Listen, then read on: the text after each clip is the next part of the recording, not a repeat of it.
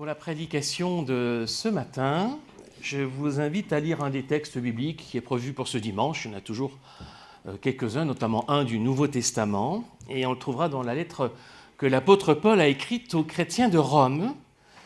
L'épître aux Romains, pour ceux qui connaissent, c'est un des écrits sans doute les plus denses du Nouveau Testament, mais du coup aussi un des grands trésors inestimables pour nourrir notre foi, pour nourrir notre discours sur Dieu, c'est-à-dire notre théologie, notre compréhension de Dieu, de sa personne, de son œuvre.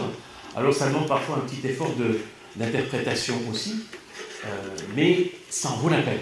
Alors nous allons lire dans l'Épître aux Romains, le chapitre 5, les versets 1 à 5. Ainsi nous avons été reconnus justes par la foi et nous sommes maintenant en paix avec Dieu par notre Seigneur Jésus-Christ. Par Jésus, nous avons par la foi eu accès à la grâce de Dieu, en laquelle nous demeurons fermement. Et nous mettons notre fierté dans l'espoir d'avoir part à la gloire de Dieu. Bien plus, nous mettons notre fierté même dans nos détresses, car nous savons que la détresse produit la persévérance, que la persévérance produit le courage dans l'épreuve, et que le courage produit l'espérance. Cette espérance ne nous déçoit pas, car Dieu a répandu son amour dans nos cœurs par l'Esprit Saint qu'il nous a donné. Il y aurait de quoi faire quelques prédications sur ces 5 versets simplement. J'en ferai qu'une.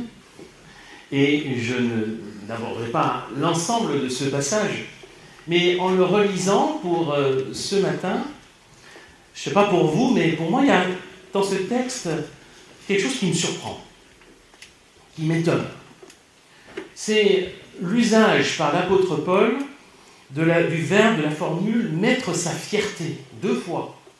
2 fois, il dit on va mettre notre fierté dans l'espérance. Alors ce verbe, c'est un verbe, c'est juste un verbe en grec, mettre sa fierté, se glorifier dans. C'est pas un verbe qui a une connotation particulière, c'est pas forcément de la vantardise, on fait le fier, c'est pas tellement ça. En fait, ça dépend de quoi on est fier. Mais il n'empêche que, il me semble que c'est pas trop le vocabulaire qu'on utiliserait aujourd'hui pour parler de notre foi. Je suis fier de ma foi. Vous dites souvent ça ? Moi, pas trop. Je ne dis pas comme ça, en tout cas. Surtout parce que je pense qu'aujourd'hui, par rapport à la foi, on a plutôt tendance à faire profil bas. On ne veut pas embêter les autres avec notre foi. On préfère rester discret. Et quand on est amené parfois à dire notre foi, à témoigner de notre foi, on le fait avec réserve, avec prudence. Et c'est vrai qu'aujourd'hui, dans notre contexte, ici en France aujourd'hui en particulier, il y a souvent une méfiance, alors peut-être moins par rapport à la foi que par rapport aux religions ou aux églises. Là, on est assez méfiant quand même. Et puis on a peut-être tendance à mettre un peu tout dans le même sac. Et puis on peut comprendre d'une certaine façon cette méfiance. Quand on considère tout ce qu'on a pu faire dans l'histoire, et récemment encore, au nom de la foi, au nom de Dieu, y compris de la foi chrétienne, eh bien on ne peut pas faire les fiers. On ne peut pas faire les fiers. Et on peut même parfois partager la colère qui s'exprime. On peut même avoir honte de certaines choses faites au nom de Dieu, parfois même justifiées par des textes bibliques, instrumentalisés. Et les exemples ne manquent pas, hier et malheureusement aujourd'hui encore. Les violences, les oppressions, les guerres, les discriminations. Vraiment, il n'y a pas de quoi être fier.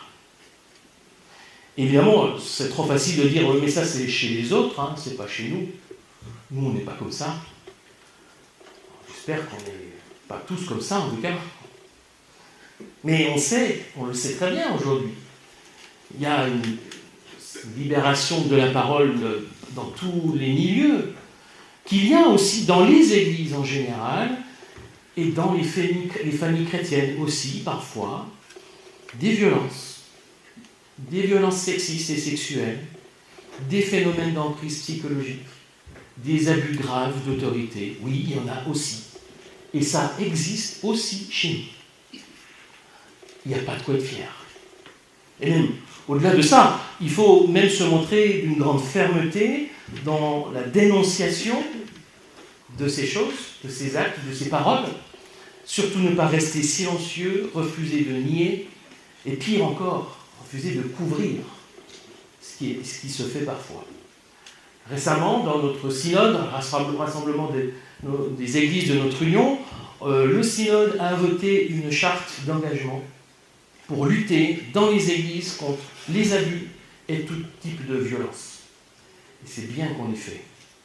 Et je vous rappelle au passage qu'il y a une ligne d'écoute qui a été créée récemment par la Fédération protestante, spécialement pour les protestants en général, ou si vous êtes victime, proche ou témoin d'une violence, quelle qu'elle soit, il y a une ligne d'écoute où il est possible d'appeler.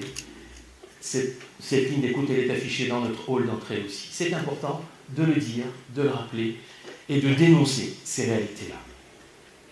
Et là, bien sûr, il n'y a pas de quoi être fier.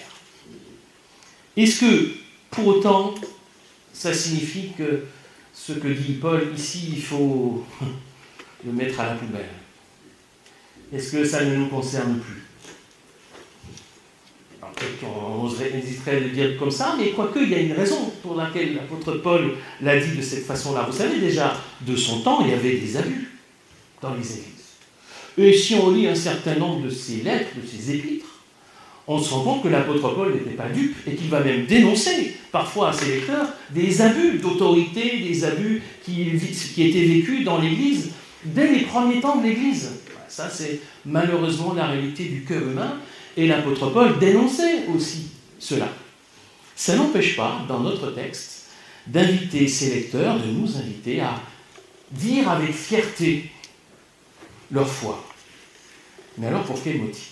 Il ne s'agit pas de faire les fiers, vous aurez compris, mais simplement de reconnaître à sa juste valeur le trésor que représente notre foi, et plus précisément l'objet de notre foi. En fait, ce qui compte, ce n'est pas tant notre foi que la bonne nouvelle en laquelle nous croyons. Et ça, c'est un sujet de joie.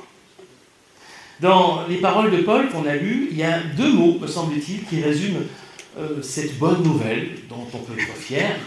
C'est la grâce et la gloire. Verset 2. Par Jésus, nous avons par la foi eu accès à la grâce de Dieu, en laquelle nous demeurons fermement, et nous mettons notre fierté dans l'espoir d'avoir part à la gloire de Dieu, littéralement dans l'espérance de la gloire.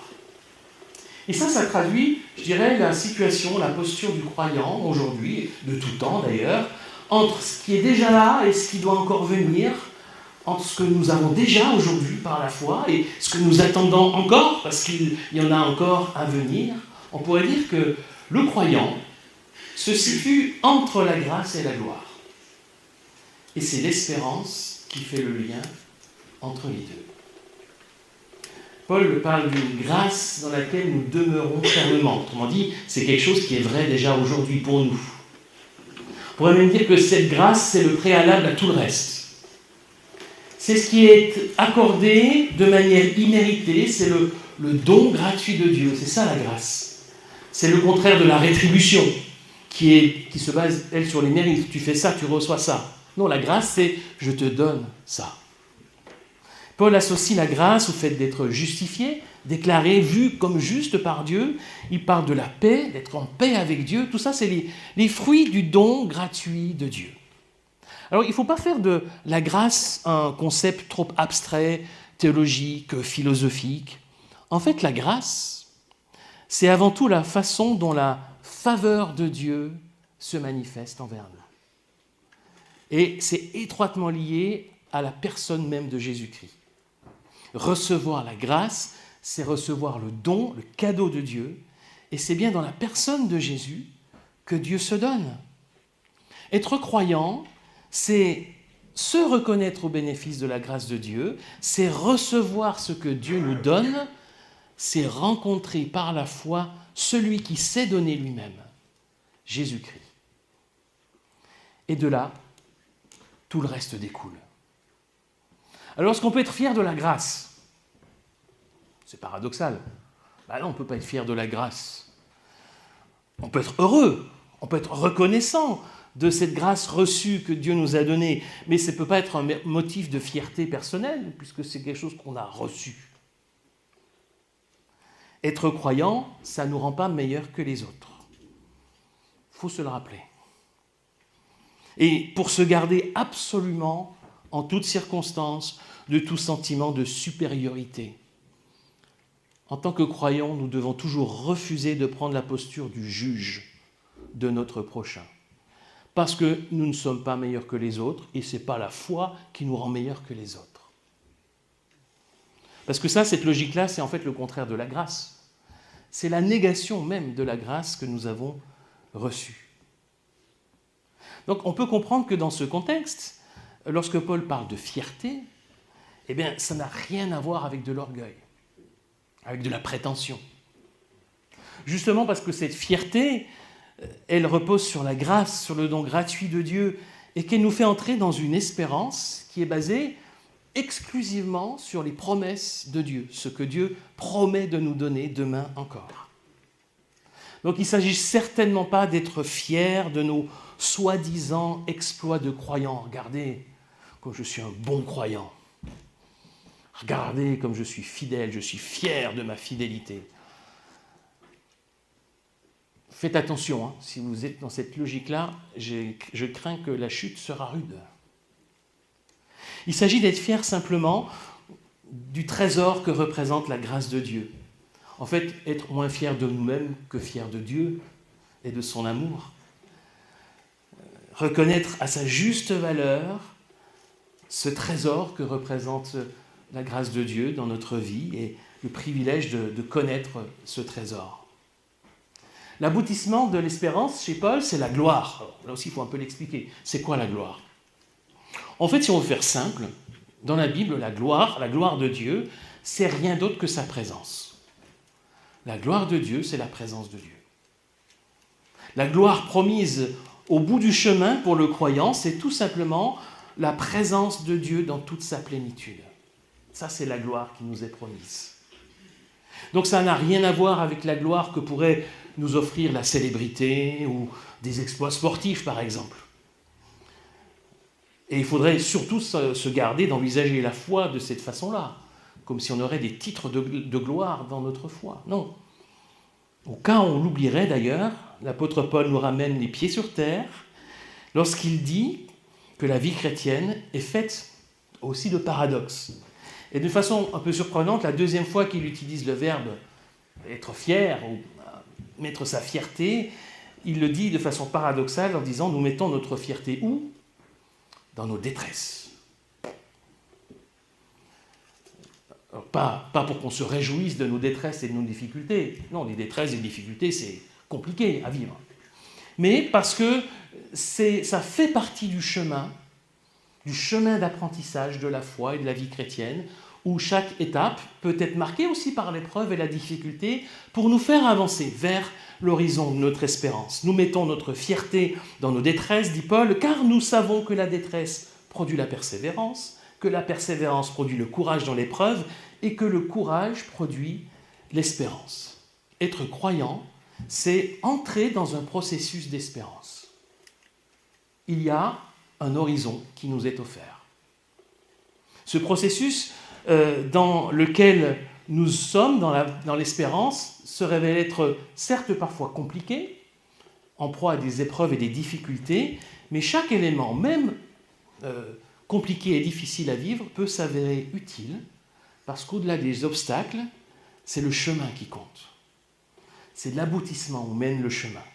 Alors la gloire dont il est question, nous la recevons en espérance aujourd'hui, et elle nous attend au terme d'un chemin qui est semé d'embûches, mais Dieu est là pour nous y accompagner. Ça, c'est une promesse. Alors de quoi sommes-nous fiers ? De nos exploits ? De notre maturité spirituelle ? De la grandeur de notre foi ? Non, certainement pas. Nous sommes fiers de Dieu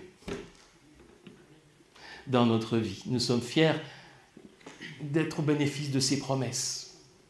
celle qui nous garantit cet horizon éternel, celle qui nous assure de sa présence dès aujourd'hui, en particulier au cœur des difficultés, des détresses, des épreuves. Donc vous comprenez que cette fierté dont parle l'apôtre Paul ici, elle est un peu particulière. Elle n'a rien à voir avec l'orgueil, parce que ça, ce serait une négation de la grâce. Il s'agit surtout pour le croyant d'être fier de la bonne nouvelle que nous portons, fier de Dieu et de son amour, fier de Jésus-Christ, notre Sauveur et Maître. C'est de cela ou de cette personne-là que nous sommes fiers. Donc il ne s'agit pas de faire le fier, comme je l'ai dit, mais de reconnaître à sa juste valeur la bonne nouvelle extraordinaire en laquelle nous avons cru. Et cette fierté-là, elle nous décentre de nous-mêmes. C'est dans ça qu'elle est le contraire de l'orgueil. Elle nous décentre de nous-mêmes pour nous centrer sur Dieu, de qui provient toute grâce. Elle nous décentre de nous-mêmes pour nous centrer sur notre prochain, que nous sommes appelés à aimer comme Dieu l'aime. Et alors nous refusons toute posture de juge pour prendre plutôt la posture du serviteur. C'est l'inverse. Nous refusons la posture du donneur de leçons pour prendre celle du témoin. C'est tout à fait autre chose. L'enjeu pour nous, ce n'est pas notre réputation, ce n'est pas ça l'enjeu. L'enjeu, ce n'est même pas la réputation de notre Église, ce n'est même pas la réputation de nos valeurs ou de notre morale, ce n'est pas ça. L'enjeu, c'est la bonne nouvelle de Jésus-Christ, c'est ça l'enjeu. Et c'est le témoignage que nous pouvons rendre simplement en parole et en acte.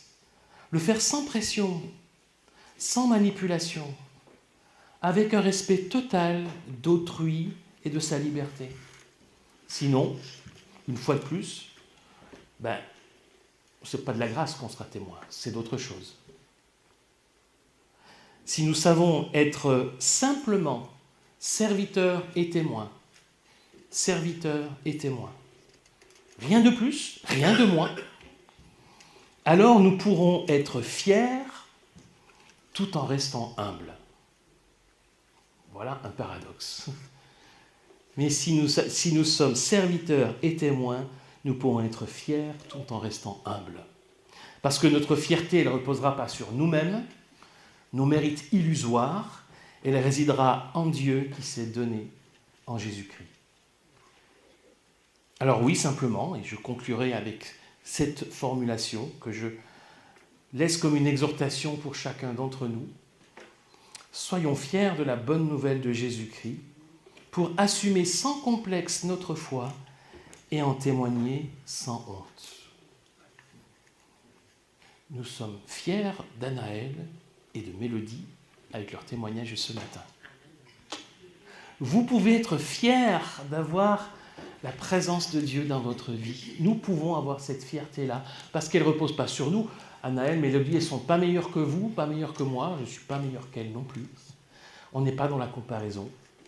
On n'est pas dans un sentiment, quel que soit le sentiment de supériorité, on est simplement dans la reconnaissance pour ce que Dieu fait dans notre vie et les promesses qu'il nous donne.